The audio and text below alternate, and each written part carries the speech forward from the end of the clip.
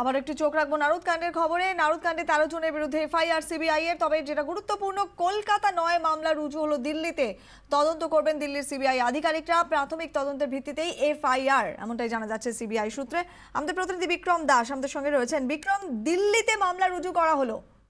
একেবারেই তাই। আমরা যেটা সিবিআই সূত্রে জানতে পারছি যে দিল্লিতে মামলা রুজু করা হলো, অর্থাৎ নারদ কাণ্ডের মামলা কিন্তু দিল্লিতে এফআইআর করলো সিবিআই। এবং এটা অত্যন্ত গুরুত্বপূর্ণ, যেমনটা আমি কিছুক্ষণ আগেও ইঙ্গিত দিচ্ছিলাম যে দিল্লি থেকেই কিন্তু সিবিআই এর সমস্ত তদন্ত সংগঠিত হবে। অর্থাৎ দিল্লির অফিসাররা দিল্লি থেকে এই সিবিআই তদন্ত হবে। কলকাতায় কিন্তু কোনো এই তদন্তের সঙ্গে যোগ থাকবে না, শুধুমাত্র একটি ক্যাম্প অফিস থাকবে। এবং সেই ক্যাম্প অফিসে কিন্তু শুধুমাত্র কয়েকজন অফিসার এসে তারা নিজেদের কাজ করবেন। যেটা গুরুত্বপূর্ণ বিষয় তোমাকে জানাবো, শুধুমাত্র দুর্নীতি দমন শাখার 7 নম্বর ধারাই নয়, তার সঙ্গে কিন্তু 13(1)D ধারাও অ্যাড করেছে সিবিআই।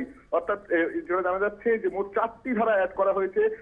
প্রিভেনশন অফ কারাপশন অ্যাক্টের 7 নম্বর ধারা, সেকশন 13 প্রিভেনশন অফ কারাপশন অ্যাক্টের 1(D) ধারা এবং সেকশন 13 2 নম্বর ধারা কিন্তু অ্যাড করেছে। সঙ্গে সঙ্গে 120B ধারাও রয়েছে। যে কজনের নামে এফআইআর হয়েছে তোমাকে জানিয়ে রাখবো: সৌগত রায়, অপরূপা পোদ্দার, সুলতান আহমদ, কাকলি ঘোষ দস্তিদার, প্রসূন মুখার্জি,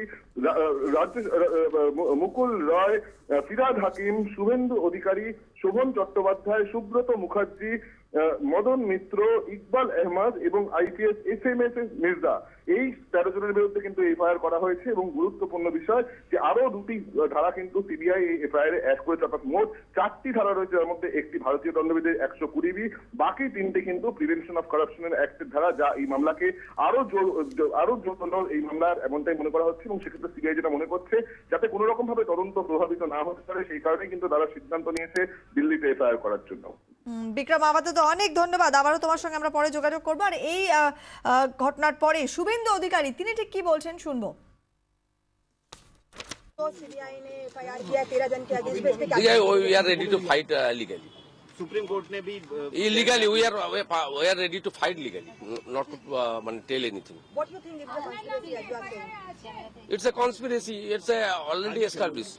साजिश है, ये तो मालूम हो गया, साबित हो गया। 2016 के चुनाव की पहले तो साजिश था, एस्टेब्लिश हो गया। मेरा कुछ बोलने का सवाल ही नहीं है, लीगल फाइट हो।